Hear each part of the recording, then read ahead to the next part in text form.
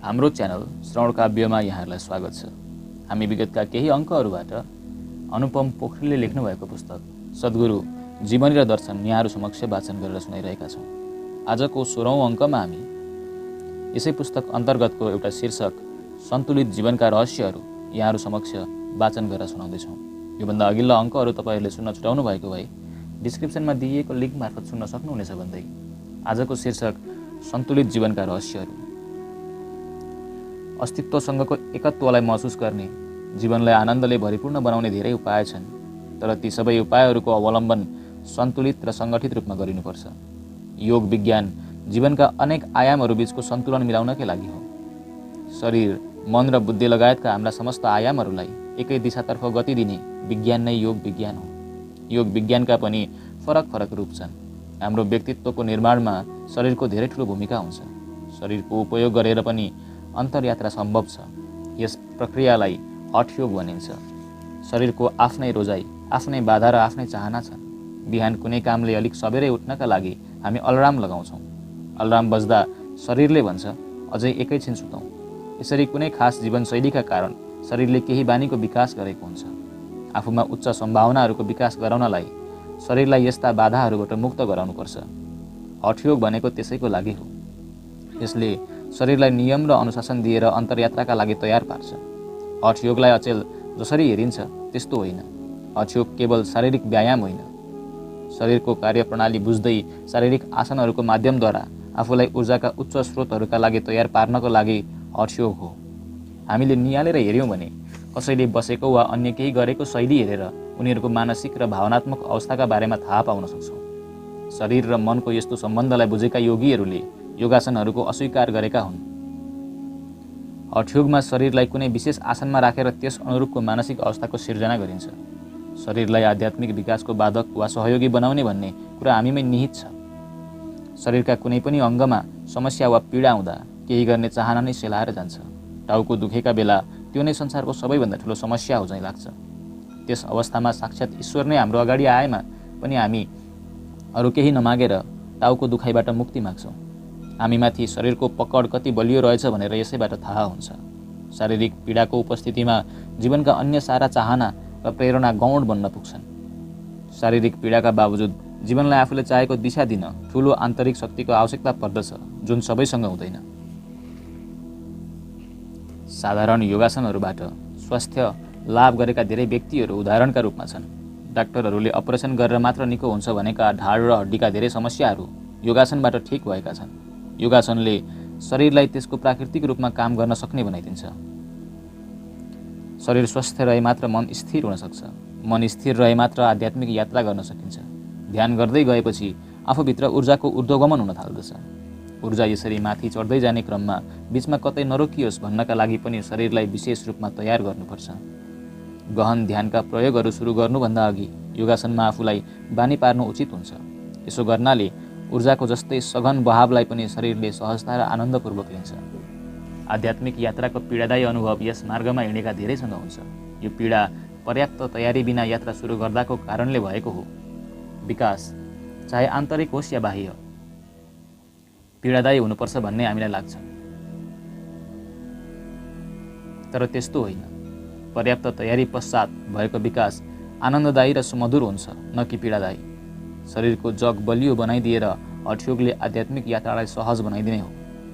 हठयोगका नाममा आजभोलि अभ्यास गरिने स्टुडियो योगमा प्राचीन हठयोगको गहिराई छैन। हठयोगको एउटा सानो इकाइलाई नै पूर्ण मानेर अभ्यास गर्ने गराइ नै भएकाले यसका फाइदा कम, बेफाइदा ज्यादा देखिन थालेका छन्। टाउको तल, खुट्टा माथि गर्नु वा सास रोकेर बस्नु मात्र योग होइन। शरीरलाई अनेक ढङ्गले बङ्ग्याउनु मात्र हठयोगको उपलब्धि होइन। हठयोग शरीरलाई अन्तर्यात्राका लागि तयार गराउने माध्यम हो। यसका बारेमा आफै पनि केही अभ्यास गरेर हेर्न सकिन्छ। जस्तो हरेक दिन कमसेकम दिनमा 1 घन्टा ढाड सिधा बनाएर बस्ने, आफ्नो मानसिक र भावनात्मक अवस्थामा आएको परिवर्तनसँगै श्वास प्रश्वासमा के कस्तो परिवर्तन हुन्छ हेर्ने आदि। सुन्दा सामान्य लागे पनि निरन्तर अभ्यास गरेमा यति मात्रले पनि जीवनमा धेरै रूपान्तरण ल्याउन सक्छ। केही वर्ष अघिसम्म पनि टेलिभिजन हेर्नका लागि एन्टिना राख्नु अनिवार्य मानिन्थ्यो। एन्टिना थोरै मात्र नमिलेमा पनि प्रसारण राम्रो आउँदैन थियो। कतिपल्ट कोठा बाहिर निस्किँदै एन्टिना मिलाउँदै गर्नुपर्ने हुन्थ्यो। हाम्रो शरीर पनि त्यही एन्टिना जस्तै हो। सही दिशातर्फ फर्कियो भने यसले अस्तित्वका सारा ऊर्जा आफूमा ग्रहण गर्न सक्छ।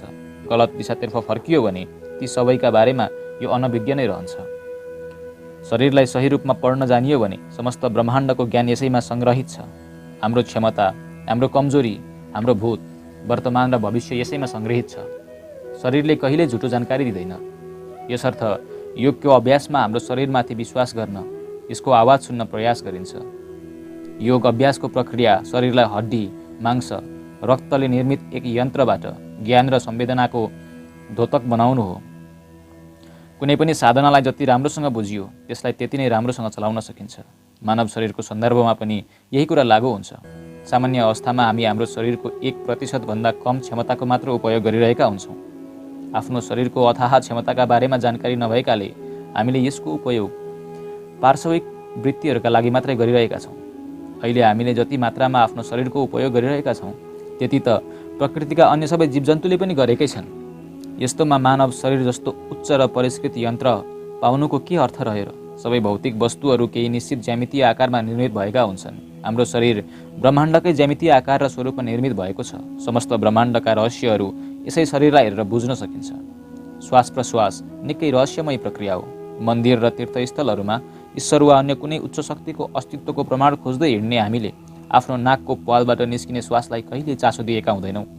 श्वास प्रश्वासलाई प्रयोग गरेर आफ्नो जीवनमा अनेक चमत्कार घटित गराउन सकिन्छ। खुसी, दुःख, आनन्द श्वासको गतिलाई नियन्त्रण गरेकै भरमा महसुस गर्न सकिन्छ।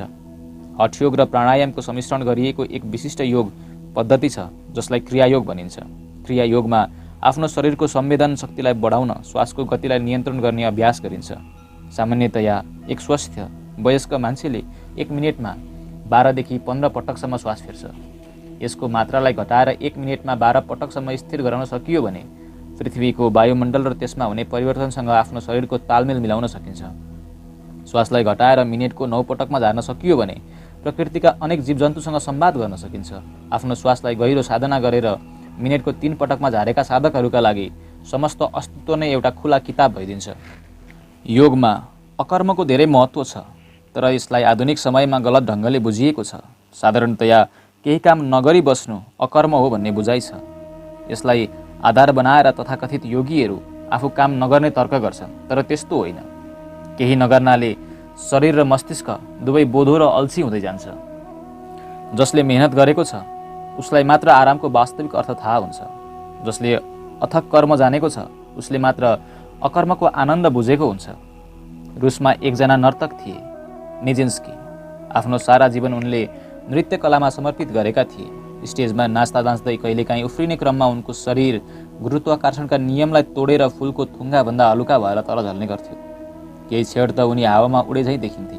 यसका बारेमा सोद्धा निजिन्स्की आफूले चाहेर वा जानेर त्यस्तो नगरेको बताउँथे। उनी भन्थे, नाच्दै गर्दा निजिन्स्कीको परिचय एकैछिनका लागि भिलाउँछ। म आफ्नो नाचमै समाहित हुन्छु। त्यो एक क्षणमा यो चमत्कार हुने होला। कर्मका क्षणमा यसरी आफ्नो 100% दिने व्यक्तिहरूको जीवनमा मात्र अकर्मको चमत्कार घटित हुन्छ। केही काम गर्नु नपर्ने भनेर आध्यात्मिक मार्गलाई रोजेकाहरूले अकर्मको यो परिभाषा बुझ्नु आवश्यक छ। ध्यान वा योग पनि क्रिया र कर्महरूको उपयोग गर्दै अकर्मको एक अचल बिन्दु प्राप्त गर्नका लागि हो। जीवनमा समस्त मानवीय क्षमताहरूको चरम उपयोगपछि मात्र दैवी क्षमताहरूको प्रसाद प्राप्त हुन्छ। योग विज्ञानले मानव शरीरलाई अन्नमय कोष अर्थात् अन्नबाट प्राप्त ऊर्जाको सङ्ग्रहबाट निर्मित वस्तु मान्दछ। चाहे जेसुकै खाउँ, हाम्रो खानेकुरा माटोकै परिवर्तित रूप हो। यसरी हामी पृथ्वीद्वारै निर्मित प्राणी हौँ। पृथ्वीमा भएको सानोभन्दा सानो परिवर्तनको पनि हाम्रो शरीर र मनमा प्रभाव परिरहेको हुन्छ। हाम्रो शरीर पृथ्वीको अङ्ग भए जस्तै पृथ्वी पनि सौर प्रणालीको एक सानो अंश मात्र हो। सौर्य प्रणालीमा भएको सानोभन्दा सानो परिवर्तनको असर पृथ्वीमा परिरहेको हुन्छ। त्यसको असर हाम्रो शरीरमा पनि परिरहेको हुन्छ। सौर्य प्रणाली आफै पनि ब्रह्माण्डको एउटा सानो इकाइ मात्र हो। योग साधना गर्नेहरूलाई यसको अनुभव भइरहेकै हुन्छ। ब्रह्माण्डमा हुने हरेक सानो ठुलो परिवर्तनको असर हाम्रो शरीरमा परिरहेकै हुन्छ। योग अभ्यासद्वारा आफ्नो ग्रहणशीलतालाई थोरै मात्र तिखार्न सकेमा आफू वरपर भइरहेका सबै गतिविधिको स्वतः अनुभव गर्न सकिन्छ। आफ्नो शरीरमा भएका सूक्ष्म परिवर्तनहरूलाई बुझेर पानी पर्न लागेको घोषणा गाउँका मान्छेहरू अझै पनि गर्न सक्छन् र त्यो मिल्छ पनि। सहरमा बस्नेहरू मात्र आफ्नो प्राकृतिक जीवनशैलीबाट विमुख भएकाले आफ्नै शक्तिबाट विमुख छन्। प्रकृतिका सबै जीवजन्तुले पानी पर्न लागेको कुरा पहिल्यै थाहा पाइसकेका हुन्छन् र त्यसै अनुरूपको तयारी गरिसकेका हुन्छन्। हाम्रा आदिपुर्खालाई यस्ता अनेकन रहस्यहरूको जानकारी थियो। पृथ्वी, अन्य ग्रह, नक्षत्रहरू र हाम्रो शरीर बीचको सम्बन्धको बारेमा उनीहरूलाई जानकारी थियो। यसै ज्ञानमा आधारित भएर उनीहरूले केही खास स्थानहरूमा जहाँ पृथ्वीको चुम्बकीय शक्ति ज्यादा हुन्छ त्यही शक्तिपीठहरूको स्थापना गरेका थिए। हठयोगको मार्गले विभिन्न भौतिक आयामहरूलाई अन्तर्यात्राका लागि उपयोग गर्ने गर्छ भने ध्यानको मार्गले बाहिरका कुराहरूलाई बेवास्ता गर्दै सिधै भित्रका आयामहरूमा डुबुल्की लगाउँछ। यसरी अन्तर्यात्राका दुई खास मार्गहरू छन् जसलाई साधकले आफ्नो इच्छाअनुसार रोज्न सक्छ। वर्तमान युग र समयमा भने दुवैको सन्तुलित अभ्यास नै राम्रो हो। हाम्रो शरीर र धरतीका बीचमा सम्पर्क हुने बित्तिकै यी दुवै बीच एक सम्पर्क स्थापित हुन थाल्दछ। यसै कारण योगीहरू खाली खुट्टा हिँड्ने गरेका हुन्। आफ्नो उद्गम नबिर्सियोस् भनेर बस्दा पनि उनीहरू सधैँ जमिनमै बस्छन्। प्रकृतिका तत्त्वहरूले नै हाम्रो शरीर निर्मित गरेको हो। त्यसैले जति यसको निकट भयो त्यति नै शरीर स्वस्थ रहन्छ। बागवानी जस्तो साधारण गतिविधिकै कारण आफ्नो जीवनशैलीमा धेरै सकारात्मक परिवर्तन भएको महसुस गर्नेहरूको पछाडिको कारण यही हो। आजका हाम्रा धेरै शारीरिक र मानसिक समस्याहरूको मूल कारण प्रकृतिका तत्त्वहरूबाट विमुख हुँदै गएको हाम्रो जीवनशैली हो। रोग प्रतिरोधक क्षमता कमजोर भएकाहरू, छिट्टै बिरामी पर्नेहरू, भुइँमा सुत्ने अथवा जमिनसँग सकेसम्म नजिक हुने गरी सुत्ने गरेमा रोग प्रतिरोधात्मक क्षमता वृद्धि हुन्छ। योगका बारेमा थोरै मात्र जानकारी हुनेहरूलाई पनि सूर्य नमस्कारका बारेमा थाहा हुन्छ। सूर्य नमस्कारलाई केहीले शारीरिक व्यायामका रूपमा बुझेका छन् तर केही यसलाई सूर्यको उपासना भनेर बुझ्छन्। खासमा यो न उपासना हो न त व्यायाम नै हो। यसले ढाडको हड्डी र मांसपेशी बलियो पक्कै बनाउँछ तर त्यति मात्र यसको उद्देश्य होइन। गैर हिन्दूहरू यसलाई कुनै हिन्दू उपासना ठानेर गर्न हिचकिचाउँछन् तर जसरी विज्ञान कुनै धर्म वा सम्प्रदायको पेवा होइन त्यसै गरी सूर्य नमस्कार पनि कुनै धर्म विशेषको पेवा होइन। यो त हाम्रो शरीरमा भएको सौर्य ऊर्जालाई व्यवस्थापन गर्ने तरिका मात्र हो। सबैलाई थाहा भएकै कुरो हो, पृथ्वीमा सम्पूर्ण ऊर्जाको स्रोत सूर्य नै हो। हामी सबै सौर्य ऊर्जाकै अभिव्यक्ति हौँ। सौर्य ऊर्जा सङ्ग्रह गरेर बनेका खानेकुराले नै हाम्रो जीवन चल्दछ। हामीले खाने पिउने हरेक कुरामा सूर्यकै ऊर्जा सङ्ग्रहित भएको हुन्छ। त्यही सौर्य ऊर्जालाई ग्रहण गरेर पचाएर आफूमा समाहित गराउने प्रक्रिया हो सूर्य नमस्कार। यस अर्थमा सूर्य नमस्कारले हाम्रा ब्याट्रीहरूलाई रिचार्ज गरिदिन्छ। त्यसैले नियमित सूर्य नमस्कार गर्नेहरू दिनभर फुर्तिलो रहन्छन्। बिहान उठ्न समस्या हुनेहरूले पनि नियमित रूपमा सूर्य नमस्कार गर्ने हो भने त्यस समस्याबाट छुटकारा पाउन सक्दछन्। सूर्यको एक चक्र 12 वर्षमा पुरा हुन्छ। त्यसैले हाम्रो शरीरसँग जोड्नका लागि सूर्य नमस्कारमा 12वटै आसनहरू हुन्छन्। स्त्री शरीरलाई भने प्रकृतिले सौर्य ऊर्जाका साथै चन्द्रमाको चक्रसँग पनि जोडिने सौभाग्य दिएको छ। नयाँ जीवनको रचना गर्ने जिम्मेवारी वहन गर्ने भएकाले प्रकृतिले स्त्रीलाई विशेष सुविधा दिएको हो। सौर्य र चन्द्र चक्रबाहेक यस्ता अन्य धेरै ससाना चक्रहरूसँग हाम्रो शरीर जोडिएको छ। यिनीहरूको उपयोग गर्न जानेको खण्डमा जीवनलाई नयाँ आयाममा लिएर जाने प्रक्रियामा धेरै मद्दत पुग्छन्। नजानेको खण्डमा यिनै चक्रहरू बाधा व्यवधानका रूपमा समेत प्रस्तुत भइदिन्छन्। चक्रको अर्थ दोहोरिनु पनि हुन्छ। यदि कुनै पनि कुरा आफै दोहोरिन्छ भने त्यही कुरा बाध्यात्मक पनि बन्दछ। त्यसैले संसारलाई चक्रका रूपमा कल्पना गरिएको हो। परमाणुदेखि ब्रह्माण्डसम्म जीवनका सारा भौतिक आयामहरू आफ्नै चक्रमा आबद्ध छन्। जीवन र प्रकृतिको स्थायित्वका लागि यी चक्रहरू अत्यावश्यक छन्। कुनै एक आयाममा जीवन स्थिर भइसकेपछि भने त्यसभन्दा अझ अघि बढ्न त्यस चक्रलाई तोडेर त्यसभन्दा माथिको चक्रमा जीवनलाई प्रवेश गराउनु पर्दछ। हाम्रो आफ्नो जीवन कुन चक्रमा चलिरहेको छ त्यसैका आधारमा जीवन केही समयमा पुनरुक्त भइरहन्छ। प्रत्येक 6 महिना, 18 महिना, 3 वर्ष, 6 वर्ष र 12 वर्षमा हाम्रा भावना, विचार र चाहनाहरू दोहोरिने गर्दछन्। यो सिलसिला 12 वर्षको क्रमसम्म चल्ने गर्दछ। त्यसैले सौर्य चक्रसँग लयबद्ध भएमा जीवन सन्तुलित हुन्छ। यस्तो लयबद्धताका प्राप्त गर्नका लागि सूर्य नमस्कारको अभ्यास आवश्यक पर्छ। सतही रूपमा सूर्य नमस्कार निकै प्रभावकारी शारीरिक व्यायाम पनि हो। जीवन वस्तुतः 5 तत्त्वहरूको लीला हो। सामान्य खानेकुरामा बरु यसभन्दा बढी कुराहरू मिसिएका होलान्। योग विज्ञानले मानव शरीर मात्र होइन सम्पूर्ण अस्तित्वलाई नै यिनै 5 तत्त्वको जादु मानेको छ। यी 5 तत्त्व हुन् जल, तेज, वायु, अग्नि र आकाश। दुरूह जस्तो देखिने जीवनको सहज र सरल निर्माण भएकै कारणले परम तत्त्वको बोध गर्नेहरूले जीवनलाई गम्भीरतापूर्वक नलिएर एक लीला मात्र माने। समस्त ब्रह्माण्ड यिनै 5 तत्त्व जसले हाम्रो शरीर पनि बनेको छ त्यसैको नृत्य मात्र हो। यिनै 5 तत्त्वसँग तारतम्य मिलाउन जानेकाहरूले जीवनलाई परम आनन्दका रूपमा जाने। आनन्दित जीवनमा मानव शरीर बाधा बन्ने कि सुविधा बन्ने भनेर यिनै 5 तत्त्वहरूको सन्तुलन कस्तो छ भन्ने कुराले तय गर्छ। मानव शरीर एक द्वार हो, जसले द्वार बन्द ठाने उनीहरूले जीवनलाई दुःखका रूपमा जाने। जसले द्वार खोलेर भित्र प्रवेश गर्न सके उनीहरूले यसै जीवनमा परम जीवन प्राप्त गरे।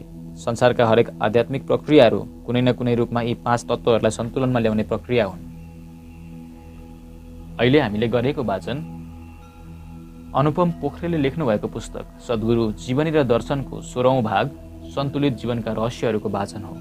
यदि तपाईँहरूले योभन्दा अघिल्ला अङ्कहरू सुन्न छुटाउनु भएको भए डिस्क्रिप्सनमा दिएको लिङ्क मार्फत सुन्न सक्नुहुनेछ भन्दै चाँडै नै आगामी दिनमा अर्को अङ्क लिएर उपस्थित हुने बाचा गर्दै म प्रस्तुता यहाँहरू समक्षबाट बिदा हुन चाहन्छु।